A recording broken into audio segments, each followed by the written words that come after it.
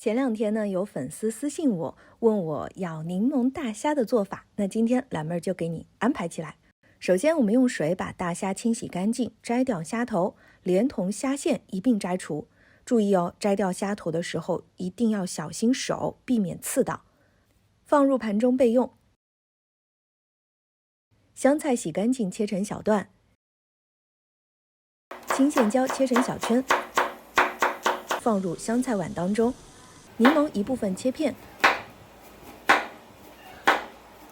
抠掉里面的柠檬籽，柠檬籽一定要去的，不然吃起来呢会有苦味。接着放入青线椒碗当中，小米椒切小圈，放入碗中备用。大蒜切末，同样放入碗中。大碗内拧入一些柠檬汁，倒入一点蚝油，加白糖调味。再倒入一点米醋，多倒一点生抽，搅拌均匀备用。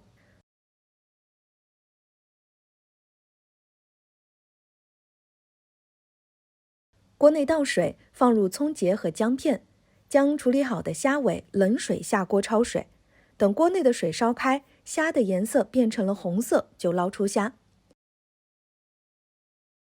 放入冰水当中冰镇一下，这样呢虾肉吃起来会更加的 Q 弹。剥掉虾壳，将虾仁倒入刚才调好的配菜料汁内，搅拌均匀后就可以装盘食用了。一盘酸辣开胃的柠檬大虾就做好了，虾仁吃起来是脆弹脆弹的，喜欢的朋友一定不要错过这道菜哦。